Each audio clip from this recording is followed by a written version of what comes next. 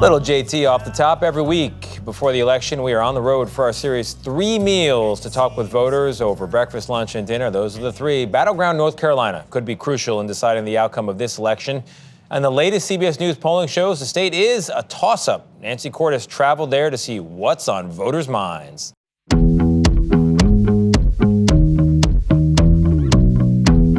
From booming urban centers to rolling farmland to the Atlantic coastline, North Carolina's landscapes are as diverse as its politics. Our first stop this morning is at the Country Kitchen in rural Wilson County, North Carolina, which Clinton won big back in 2016, but it was a lot closer for Biden in 2020.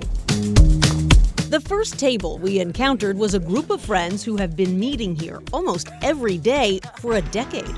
What's good for breakfast? What do you recommend? Bacon, egg, and cheese. Grits. Do you eat grits? I love grits. Grit is what they all say Trump has. We're better off when Trump was in than we are today. Because prices were lower. Everything was better. You got the immigrants, you got the economy, you got the wars overseas. We don't really feel like right now that we have anybody at all looking after all this. We need somebody to take command. Nearly everyone we spoke to at Country Kitchen wanted Trump back in the White House. If we get Trump, we got hope. If we get Kamala, we don't have any hope. It's gone. It's gone. The country's gone. Several cups of coffee later,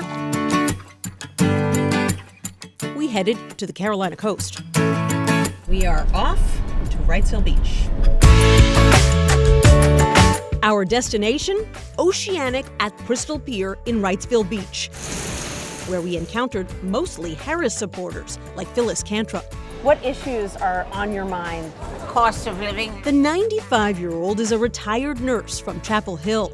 Oh, thank you. And she convinced me to try the pier salad with grilled shrimp. You probably remember very well when the Roe decision came down. Yes, indeed. We talked a lot about reproductive rights. Would you say that's one of the most important issues to you and to your friends? Yes, well, you can imagine that my friends are also of similar age, but we certainly are concerned about it for our grandchildren. Carson Ellerby was enjoying lunch with his mom. The 28-year-old was injured when a car hit him a few years ago, and he thinks Harris is more focused on his needs. Definitely the cost of living and the lack of comprehensive health care.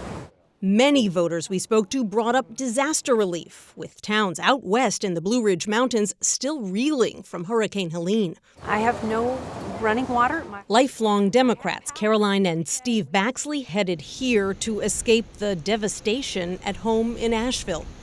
What else is important to you? I don't like a lot of hate. I don't want that. You're referring to Donald Trump? Oh, yes, because he's a lying person. With 1 meal to go, we set our sights on historic Winston-Salem, the state's 5th largest city.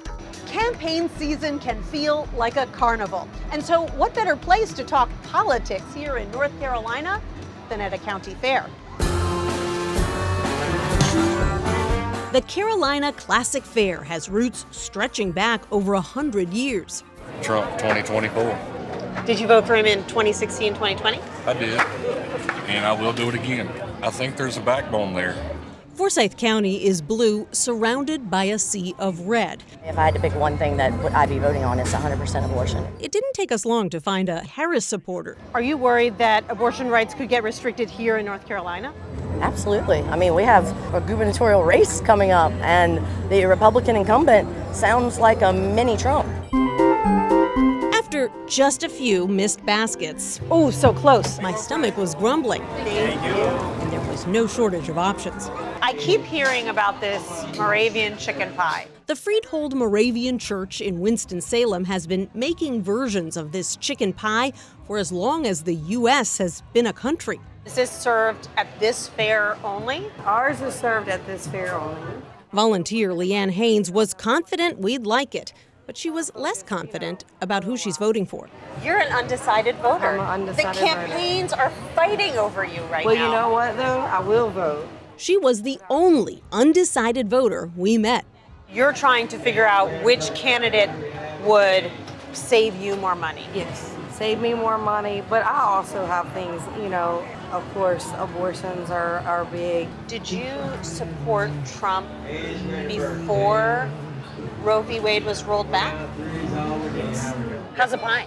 It's delicious. Vanessa and Eddie Castillo are recently retired and plan to vote for Trump, though they've crossed party lines before. Neither one of us, we're not really Republicans, but we're not Democrats. We go our own way. Do you think the nation is ready for a female president? I don't know. That's a tough one. I think it is, but she's just not the one. You're all decked out. Yeah, I'm campaigning. And finally, we met 80-year-old Margaret Graham, who told us it's well past time to put a woman in the White House.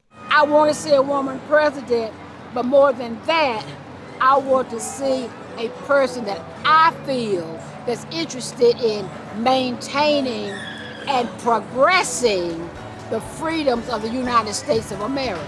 And she's the person that I feel would do that. Margaret Graham told us that she has been a political junkie since she was 10 years old, Tony. She caught the bug watching Walter Cronkite. Oh, so many did. Nancy, can't say much about your carnival game talents, but the journalism is excellent. We'll be right back. I wasn't hired for my hand-eye coordination.